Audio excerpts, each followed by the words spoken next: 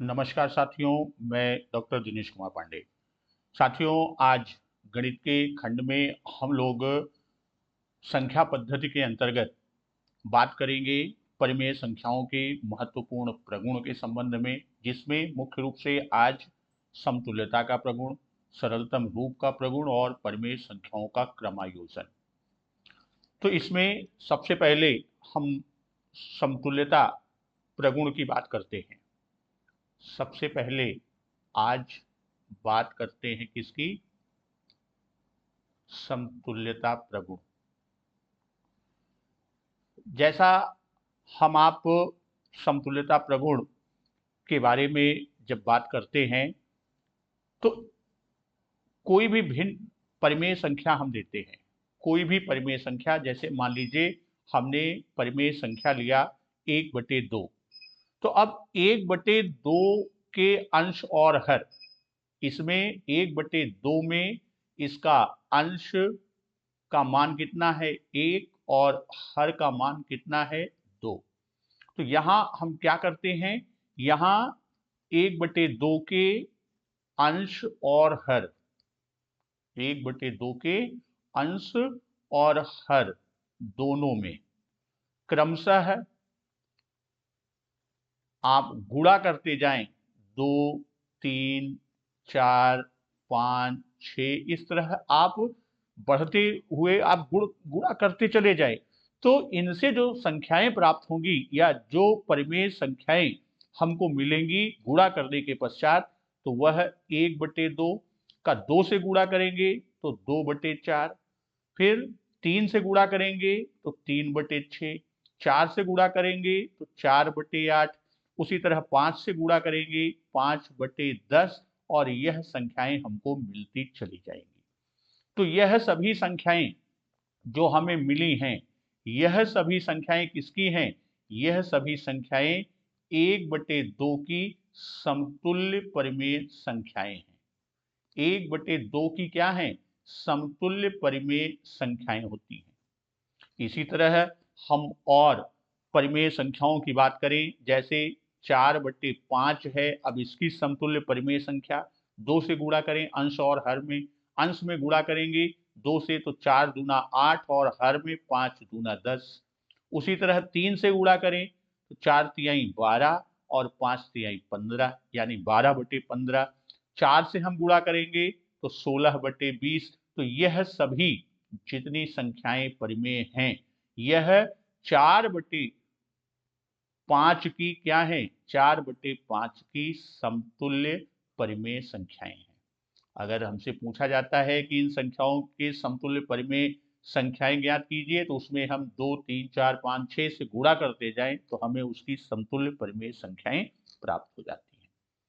इस तरह किसी परिमेय संख्या की, अगर इसको हम परिभाषित करें कि समतुल्य परिमेय संख्याएं कैसे मिलेंगी, तो किसी परिमेय संख्या, कोई भी परिमेय संख्या है, किसी परिमेय संख्या के अंश और हर, किसी परिमेय संख्या के अंश और हर में एक ही शून्येतर परिमेय संख्या, एक ही शून्येतर परिमेय संख्या, शून्येतर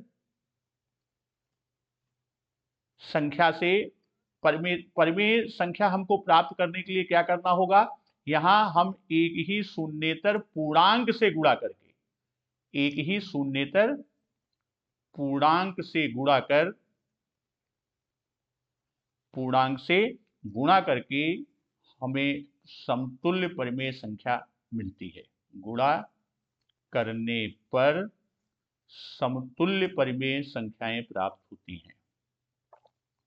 समतुल्य परिमेय संख्याएं प्राप्त होती हैं, यानी हमें कोई परिमेय संख्या की समतुल्य परिमेय संख्या ज्ञात करनी हो तो हम क्या करेंगे? जैसे 4/5 है, तो अब 4/5 में हम देखिए यहाँ 2 से दोनों में गुणा किए, अंश और हर दोनों में 2 से गुणा किया, 4 दूनी 8, 5 दूनी 10। 3 से यहाँ पर गुणा किया तो 4 तिहाई 12, 5 तिहाई 15।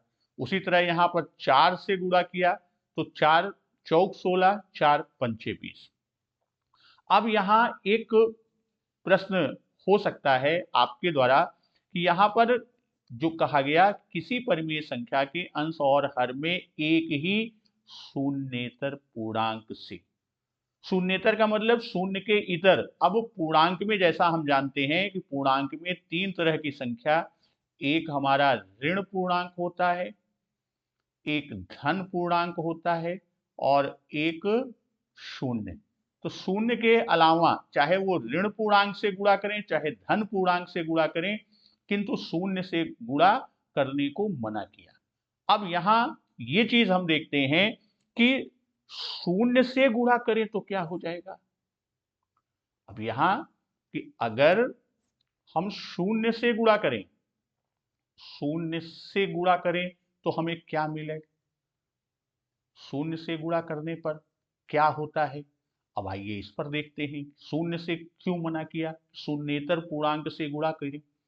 अगर शून्य से गुणा करें तो क्या होगा। अब मान लीजिए हमने एक परिमेय संख्या लिया 1/2 और इसके समतुल्य के लिए जैसे परिभाषा में बताया कि शून्येतर पूर्णांक से एक ही, यानी जिससे अंश में गुणा करें उसी से हर में। अब यहां हम शून्य से अगर गुणा कर दें, गुणे शून्य, अब इस स्थिति में मिला क्या। और शून्य के बारे में हम आप जानते हैं कि शून्य को किसी भी संख्या से गुणा करते हैं तो उसका मान शून्य ही होता है, यानी अंश और हर दोनों शून्य है। इसका मतलब कि ये परिमेय संख्या नहीं है। भाई ये परिमेय संख्या नहीं है, क्यों? क्योंकि इस परिमेय संख्या का हर क्या है, हर शून्य है। और हम आप परिमेय संख्या की परिभाषा लिखे, कोई परिमेय संख्या को हम P/Q के रूप में लिखते हैं जहां P और Q क्या हो, P और Q पूर्णांक हो, किंतु वहां Q शून्य न हो। यही तो हमारी परिमेय संख्या की परिभाषा है। अब यहां हर चूंकि क्या है, हर यहां पर शून्य है, हर का मान क्या है, शून्य है, इसलिए यह परिमेय संख्या नहीं है। इसीलिए परिभाषा में जो हम लोगों ने देखा कि किसी परिमेय संख्या के अंश और हर में एक ही शून्येतर पूर्णांक से गुणा करने पर समतुल्य परिमेय संख्याएं प्राप्त होती हैं। और शून्य से क्यों मना किया, शून्य से अगर हम गुणा करते हैं तो हमें परिमेय संख्या ही नहीं मिलती। अब आइए हम दूसरे प्रगुण की बात करते हैं। तो दूसरा प्रगुण कि सरलतम रूप का प्रगुण, दूसरा प्रगुण है सरलतम रूप का प्रगुण। और इसी सरलतम रूप को ही मानक रूप भी कहते हैं। इसी सरलतम रूप को ही क्या कहते हैं, मानक रूप भी कहते हैं। तो अब यहां हम इसमें जानते हैं कि कोई भी परिमेय संख्या है, मान लीजिए कोई परिमेय संख्या है 1/2 है या 8/14 है। अब 1/2 और 8/14 दो परिमेय संख्याएं हमने लिया, तो अब 1/2 को और सरल रूप में हम कर नहीं सकते। क्यों? भाई परिमेय संख्याओं के सरलतम रूप को प्राप्त करने का जो नियम है कि परिमेय संख्याओं के अंश और हर में उनके निरपेक्ष मानों के महत्तम समापवर्तक से भाग देकर, यानी अंश और हर, अंश यहां मान लीजिए 8 है दूसरी परिमेय संख्या में और हर ऋण 14, तो निरपेक्ष मानों में कह रहा है, तो ऋण 14 निरपेक्ष मान में हम जानते हैं कि इसका मान हमेशा धनात्मक, यानी 8 और 14। तो 8 और 14 इनका हम क्या निकालेंगे, इनका हम मासा निकालेंगे, महत्तम समापवर्तक। तो इनका मासा निकालेंगे तो इनका मासा कितना आएगा, इनका मासा 2 आएगा। और ये कहते हैं कि परिमेय संख्याओं के अंश या हर, अंश और हर, यानी अंश और हर इन दोनों के निरपेक्ष मानों के महत्तम समापवर्तक से भाग देकर उस परिमेय संख्या के समतुल्य परिमेय संख्या प्राप्त कर सकते हैं। यहां 8 और 14 का महत्तम कितना आया? 2। तो अब 8 बटे ऋण 14 है, तो अब यहां पर हम क्या किए? 8 इन दोनों में 2 से भाग दे दिया, तो इसका मान कितना आ गया? 4 बटे ऋण 7। लेकिन मानक रूप या सरलतम रूप में हर का धनात्मक होना जरूरी है, तो हर को धनात्मक करने के लिए दोनों में हम ऋण 1 से गुणा कर देते हैं, तो इसका मान आ गया ऋण 4 बटे 7। अब वही हम देखते हैं कि 1 बटे 2 इसका सरलतम रूप, क्योंकि 1 और 2 दोनों का महत्तम 1 व 2 का मासा जो है वह स्वयं एक ही है। तो इसके लिए ये समझिए कि परिमेय संख्या के सरलतम रूप में, अगर कोई परिमेय संख्या है तो परिमेय संख्या के सरलतम रूप में, परिमेय संख्या के सरलतम रूप में, परिमेय संख्या के सरलतम रूप में अंश और हर का मासा, अंश और हर का मासा यानी महत्तम समापवर्तक, अब इनका मासा 1 होता है। इनका मासा कितना होता है? इनका मासा 1 होता है। अगर जिनका मासा 1 है तो वह परिमेय संख्या अपने सरलतम रूप यानी मानक रूप में है। जैसा अभी ऊपर हम लोगों ने देखा कि 1 बटे 2 इनका मासा 1 है, यह इसलिए यह स्वयं मानक या सरलतम रूप में है। यह स्वयं मानक या सरलतम रूप में है। और यहां 8 बटे ऋण 14 इसका मानक या सरलतम रूप क्या है? ऋण 4 बटे 7 है। तो उसी तरह यहां कि परिमेय संख्या के सरलतम रूप में अंश और हर का मासा कितना होता है? 1 होता है, अर्थात अंश और हर सह अभाज्य होते हैं। इस तरह से समझें कि मानक या सरलतम रूप में, सरलतम रूप में अंश और हर क्या होते हैं? सह अभाज्य होते हैं। अंश और हर सह अभाज्य होते हैं। अंश और हर कैसे होते हैं? वह सह अभाज्य होते हैं। तथा हर सदैव, अब यहां एक चीज ये विशेष ध्यान रखिएगा, जैसा अभी इसमें हमने देखा कि यहां मान आया था 4 बटे ऋण 7, लेकिन हर सदैव क्या होगा? धनात्मक होगा। इसलिए इसको भी ध्यान रखिए कि हर सदैव धनात्मक पूर्णांक होगा। मानक या सरलतम रूप में क्या होगा? हर सदैव धनात्मक होगा। हर सदैव धनात्मक किसमें किसमें होगा? यह मानक या सरलतम रूप में। मानक या सरलतम रूप जब हम निकालेंगे तो उसमें हर जो है वह सदैव धनात्मक होगा। ये संख्याओं के मानक या सरलतम रूप। अब यहां हम बात करते हैं समानता की जांच। यहां एक खंड हम और लेके चलते हैं कि अगर परिमेय संख्याएं हैं तो उनकी हम समानता की जांच, कि वो संख्याएं समान हैं अथवा नहीं, तो हम समानता की जांच। तो समानता की जांच यहां हम 2 विधि हैं। तो 2 विधियों में हम, एक में तो हम क्या करते हैं, इसमें दोनों परिमेय संख्याओं को समान करते हैं। उनके भाई 2 परिमेय संख्याओं की समानता की जांच के लिए परिमेय संख्याओं के मानक रूप हम प्राप्त कर लेते हैं। उनके मानक रूप में हम लाके उसकी तुलना करते हैं या उसकी समानता की जांच करते हैं। और दूसरी विधि में समान हर बनाकर करते हैं। दूसरी विधि में क्या करते हैं? समान हर बनाकर, यानी परिमेय संख्याओं के हर को समान कर देते हैं और पहले में हम सरलतम या मानक रूप में संख्याओं को लेके आते हैं। अब यहाँ जैसे मान लीजिए कोई एक परिमेय संख्या, उदाहरण से हम देते हैं पहली विधि की बात करते हैं। तो पहली विधि में हम करते हैं कि दो परिमेय संख्याएं हैं, एक ऋण 16/20 है और दूसरी परिमेय संख्या 20/-25 है।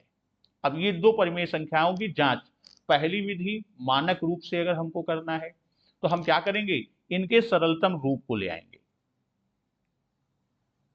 अगर दोनों सरलतम रूप एक ही है तो दोनों परिमेय संख्याएं समान हैं। अब इनके सरलतम रूप लाने के लिए 16 और 20, पहले हम 16 और 20 के सरलतम रूप की बात करते हैं। तो अब 16 और 20 इसमें हम देखेंगे तो इन 16 व 20 का मासा कितना है, इनका मासा 4 है। तो हम ऋण 16/4 और 20/4 कर दें तो इनका कितना मान आ गया, इसका मान आ गया ऋण 4/5। अब दूसरी परिमेय संख्या को हम सरलतम रूप में लेके आते हैं तो 20 और 25 इनका मासा, 20 और 25 का मासा कितना होगा, इनका मासा 5 है। तो अब 5 से हम भाग दे देते हैं, 20/5/25। अब यहाँ ऋण 25 है, ऋण 25/5, तो इसका मान कितना आ गया, ये ऊपर आ गया 4 और नीचे आपका मान आ गया कितना, ऋण 5। तो और ये सरलतम या मानक रूप में कहा कि इनको हम क्या करते हैं, हर इनका धनात्मक होगा। तो अब यहाँ ये क्या हो जाएगा, ऋण 1 से ऊपर नीचे गुणा करेंगे तो हमें मानक संख्या मिल गई ऋण 4/5। तो दोनों मानक संख्याएं, दोनों परिमेय संख्याओं की मानक रूप क्या है, वह दोनों समान है, इसलिए हम ये कहेंगे कि ये दोनों भिन्न परिमेय संख्याएं समान हैं। अब दूसरी विधि की बात करते हैं। दूसरी विधि है समान हर बनाकर। दूसरी विधि हम करते हैं कैसे, कि समान हर बनाकर हम समानता की जांच करते हैं। इसमें क्या करेंगे कि अगर किसी परिमेय संख्या के हर ऋणात्मक हैं, जैसे मान लीजिए यहां हम एक उदाहरण लेते हैं कि 12/15 और दूसरी परिमेय संख्या हम लेते हैं 36/45। तो अब यहां अगर आप देखें तो एक दूसरी परिमेय संख्या जो है इसका हर क्या है, ऋणात्मक। तो अगर किसी परिमेय संख्या में हर ऋणात्मक है तो पहले हर को धनात्मक बनाएंगे और धनात्मक बनाने के लिए क्या करेंगे, उसके अंश और हर में हम क्या करेंगे, ऋण 1 से गुणा कर देंगे। तो ये क्या हो गया, ऋण 36/45। अब भाई दोनों का हम क्या करेंगे, हर समान करना है तो हर समान करने के लिए हम क्या करेंगे, हम दोनों का लासा ले लेंगे। यानी हम ये कहें कि 15 व 45 का लासा, 15 और 45 का लासा लघुत्तम समापवर्त कितना होगा, वो 45 होगा। तो अब यहां इनका लासा कितना हो गया, 45। तो जैसा हम भिन्न के सवाल लगाते हैं कि 15 का कितनी बार जाता है, 3 बार, तो हम ऋण 12 में 3 से गुणा कर दिए। और 45 ही है तो दूसरी भिन्न में क्या हो जाएगा, ऋण 36 गुणे 1। तो इसका मान हर तो समान है दोनों का 45, लासा हमने लिया है। ऊपर कितना आ गया, ऋण 36 और इधर भी कितना आ गया, ऋण 36, यानी दोनों के अंश समान हैं। भाई अब यहां तुलना में भी यही चीज करते हैं, तुलना का जब सवाल हम लगाएंगे तो उसमें जो अंश बड़ा होगा उसकी संगत परिमेय संख्या बड़ी, जिसका अंश छोटा होगा उसकी संगत परिमेय संख्या छोटी। और यहां दोनों के अंश क्या हैं, यहां पर दोनों के अंश 36 और 36 हैं, इसलिए दोनों परिमेय संख्याएं क्या हैं, दोनों परिमेय संख्या की क्या है, ये समान है। अब इसके बाद हम बात करते हैं कि इसी उदाहरण को अगर आप लेके चलें कि यदि जैसे यही परिमेय संख्या जिनको हमने समान सिद्ध किया, ऋण 12/15 और दूसरी परिमेय संख्या कौन थी, 36/45। अगर दोनों परिमेय संख्याएं समान हैं, मान लीजिए a/b और c/d, ये दोनों परिमेय संख्याएं क्या हैं, दोनों परिमेय संख्याएं समान हैं, दोनों परिमेय संख्याएं समान हैं, तो क्या होगा, इसका रूप है कि a गुणे d तिरछा गुणा हो जाएगा a गुणे d बराबर b गुणे c। तो इस रूप से भी हम इसको देख सकते हैं। जैसे यहां पर a ऋण 12 है, b 15 है, c 36 है और d ऋण 45। तो इसके हिसाब से अगर सूत्र मान रख दें तो ऋण 12 गुणे ऋण 45 बराबर 15 गुणे 36। तो इनका हम गुणा कर देते हैं, तो 12 का गुणा करेंगे, 12 पंचे 60, 12 चौक 48, 6 54, और ऋण ऋण का गुणा धन हो गया इसलिए धन 540, और 15 का गुणा करें, 15 छक्का 90, 15 तिया 45, 9 54, 540। यानी दोनों का मान समान है, इसलिए दोनों परिमेय संख्याएं इस सूत्र के हिसाब से क्या हैं, ये दोनों परिमेय संख्याएं समान हैं। अब हम बात करते हैं किसकी, परिमेय संख्याओं का क्रमायोजन। अगला खंड हम बात कर रहे हैं किसकी, परिमेय संख्याओं का क्रमायोजन। परिमेय संख्याओं का क्रमायोजन। अब इसमें क्रमायोजन में 3 तरह की हम तुलना कर सकते हैं, क्रमायोजन में तुलना कर सकते हैं। हम आरोही क्रम में सजा सकते हैं, आरोही क्रम में कर सकते हैं, या हम अवरोही क्रम में कर सकते हैं। भाई क्रम में या तो तुलना करके देखेंगे कि कौन छोटी या बड़ी, छोटी या बड़ी की बात हम कर लें, चाहे आरोही क्रम, कई संख्याएं हैं परिमेय संख्याएं, उनको आरोही क्रम में करना, उनको अवरोही क्रम में करना, हम इस तरह इनकी तुलना कर सकते हैं, इनका क्रमायोजन कर सकते हैं।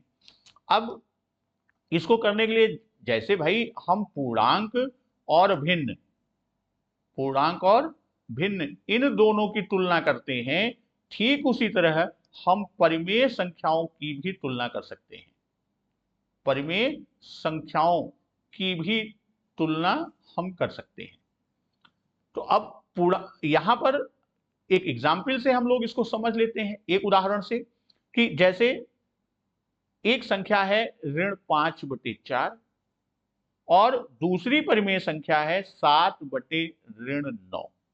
अब इसमें कौन बड़ी है, अगर हमें छोटी बड़ी की बात करना है, यह कह दें कौन बड़ी या छोटी।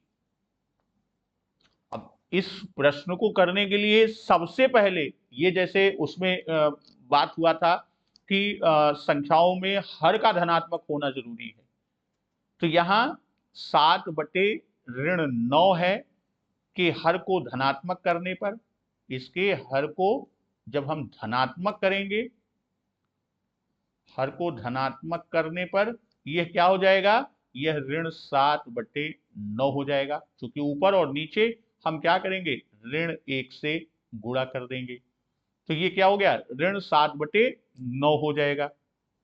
अब हरों को समान करेंगे, यानी दोनों परिमेय संख्याएं ऋण 5/4 और दूसरी संख्या क्या है, ऋण 7/9।